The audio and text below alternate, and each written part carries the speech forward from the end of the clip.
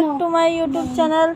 आज मैं आपको सिखाऊंगी, ये हमारा चैप्टर पार्ट 2 यूनिट सेकंड का हम पार्ट 2 करेंगे, नौकरशाही का सिद्धांत। और हम देख लेते हैं कौन सी वाली बुक है।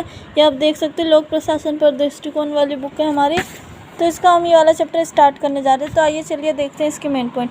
जर्मन समाजशास्त्री मैक्स वेबर के द्वारा नौकरशाही और औपचारिक संगठन पर दिए गए विचारों ने विद्वान की कई पीढ़ियों को प्रभावित किया है। और यहाँ पे देख लेते हैं हम, इधर क्या है, इधर है मेकर बेब्स 1864-1920 का जन्म पश्चिमी जर्मनी में एक व्यवसायी परिवार में हुआ जो कि वस्त्र निर्माण के कार्य में शामिल थी। 1882 में प्रारंभिक पढ़ाई पूरी करने के बाद उन्होंने heidelberg विश्वविद्यालय से कानून का अध्ययन किया। नौकरशाही का सरल अर्थ है डेस्क सरकार। 1745 में फ्रांस ने विंसेंट डी गुनी ने पहली बार नौकरशाही का शब्द गढ़ा था। और यहाँ पे देख लेते हैं, इधर है वेबर समाजशास्त्री घटना के रूप में नौकरशाही को परिभाषित करने का प्रयास करते हैं, जहाँ प्रभुत्व के सिद्धांत को सामान्य संदर्भ में समझा जा सकता है। और यहाँ पे देख लेते हैं, इधर है संगठन के आधुनिक स्वरूप को विकास की, जो कि नौकरशाही प्रशासन को निरंतर विस्तार और विकास से मेल खाता है, क्योंकि नौकरशाही प्रशासन हमेशा ही समान परिस्थितियों में रहता है और औपचारिक और तकनीक तौर से काफ़ी तार्किक होता है। नौकरशाही प्रशासन की श्रेष्ठता का मुख्य स्रोत तकनीकी ज्ञान होता है। और नेक्स्ट हम देख लेते हैं, नेक्स्ट क्या है, नेक्स्ट ये है वेबर के अनुसार संगठन के नौकरशाही तार्किक में निम्नलिखित विशेषताएं शामिल है, जैसे कि चित्र 1 में भी दर्शाया गया है। विशेषज्ञ के साथ कार्यों का विभाजन। संगठन के कार्यों को विशेष कार्यों की संख्या के आधार पर विभाजित किया जाना चाहिए। ये हमारा फर्स्ट पॉइंट है इस चीज़ का, ठीक है। और यहाँ पे सेकंड हम देख लेते हैं, नियमों द्वारा कार्यों को परिभाषित करना। औपचारिक तौर से लिखित नियम और विनियम। नौकरशाही तंत्र औपचारिक नियमों का कड़ाई से पालन करते हैं। प्राधिकार का पदसोपान, वेद आज्ञा का पालन। तार्किक प्रकार के नौकरशाही में पदसोपान महत्वपूर्ण स्थान रखता है। तकनीकी क्षमता के लिए कर्मचारियों का चयन और मूल्यांकन। कर्मचारी की नियुक्ति स्वतंत्र और मुक्त चयन के आधार पर होता है। पद के अनुसार औपचारिक संबंध संगठन के नौकरशाही स्वरूप को निवेशित के सिद्धांत को माना जाता है। कर्मचारियों का नियमित वेतन। कर्मचारी को उनके पद और उत्तरदायित्व के अनुसार वेतन दिया जाना चाहिए और वेतन निर्धारित होना चाहिए। कर्मचारी के कार्य और स्वामित्व का विभाजन। कर्मचारी के कार्य और स्वामित्व के बीच पूरी तरह से विभाजन होना चाहिए। कर्मचारी के ओवरटाइम की नियमित जीविका। कर्मचारियों के पदोन्नति प्राधिकार निर्णय पर नहीं बल्कि वस्तुनिष्ठ मानदंडों पर आधारित होनी चाहिए, जो कि समय के साथ कर्मचारियों के नियमित जीवन को उन्नत करने में मदद करता है। और ये है हमारे नौकरशाही के सभी पार्ट्स जो आप देख सकते हो।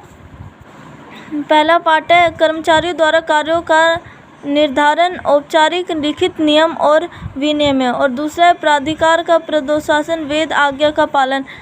तकनीक क्षमता के लिए कर्मचारियों का चयन और मूल्यांकन। पद के अनुसार औपचारिक सामाजिक संबंध। कर्मचारियों का नियमित वेतन। वेतन में स्थिरता और सेवानिवृत्ति के बाद पेंशन। कर्मचारियों का कार्य और स्वामित्व का विभाजन। कर्मचारियों के ओवरटाइम की नियमित जीविका। विशेषता और काम में प्रदर्शन के आधार पर कार्य का विभाजन। और हम नेक्स्ट देख लेते हैं, नेक्स्ट है ये संरचनात्मक पहलू के अंतर्गत कार्य का विभाजन और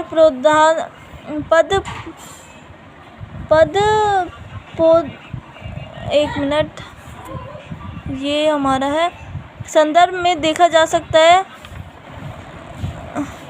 संरचनात्मक पहलू के अंतर्गत कार्य का विभाजन और पद सोपान जैसे लक्षण शामिल है। दूसरा, नौकरशाही को व्यवहारवादी विशेषताओं के संदर्भ में देखा जा सकता है। वस्तुनिष्ठता, शुद्धता और स्थिरता इसकी विशेषताओं में शामिल है। नौकरशाही का आवश्यक महत्व पर जोर देते हुए वेबर इस तथ्य के प्रति सचेत थे कि नौकरशाही के पास शक्ति संचय की अंतर्निहित प्रवृत्ति होती है। अल्बो ने कहा कि इसी मामले के कारण वेबर ने विशेष तौर से नौकरशाही को सामान्य सत्ता के प्रणाली के क्षेत्र को सीमित करने के लिए अनेक व्यवस्थाओं पर विचार किया। ये 5 वर्गों के अंतर्गत आते हैं और ये वो 5 हैं। तो हम चलिए इन्हें एक्सप्लेन में देख लेते हैं। इसमें कहा क्या गया है। पहला हमारा सामूहिकरण। सामूहिकरण सिद्धांत एकाधिकार तंत्र के विपरीत है। शक्ति का विभाजन। शक्ति के विभाजन का अर्थ है कि एक ही उत्तरदायित्व या कार्य को 2 या 2 से अधिक निकायों में बांटना। अव्यवसायी प्रशासन। अव्यवसायी प्रशासन के अंतर्गत प्रशासन उन लोगों द्वारा चलाया जाता है। प्रत्यक्ष लोकतंत्र भी नौकरशाही की शक्ति को सीमित करता है। प्रतिनिधित्व। लोगों के निर्वाचित प्रतिनिधि नौकरशाही के प्राधिकार को साझा करते हैं, जो कि नौकरशाही की शक्ति को नियंत्रित और सीमित करने में मदद करता है। और नेक्स्ट हम देख लेते हैं। नेक्स्ट है ये हमारा मार्टन के अनुसार एक कुशल नौकरशाही अनुक्रिया को व्यवसायीय तथा विनियमों के प्रतिनिष्ठा की मांग करते हैं। और यहाँ पे देख लेते हैं। वेबर के तकनीकी श्रेष्ठता के साथ प्रशासनिक कर्मचारी के प्राधिकार को समान माना जाता है। और यहाँ पे हम देख लेते हैं। जहाँ राज्य न्यूनतम भूमिका निभाता है, वहीं नौकरशाही राज्य के कुछ आवश्यक कार्यों और दिन प्रतिदिन की आवश्यकताओं को पूरा करता है। वह पहले सिद्धांतकार हैं जिन्होंने नौकरशाही को एक सैद्धांतिक आधार दिया और संगठन को कुशल तरीके से बनाए रखने में इसके महत्व को उजागर किया। तो ये थे आज के हमारे मेन पॉइंट। ये इनके क्वेश्चन आंसर है जो आप देख सकते हो और कर सकते हो। तो आपको कैसे लगे मेरी वीडियो मुझे कमेंट में बताइए। Thank you.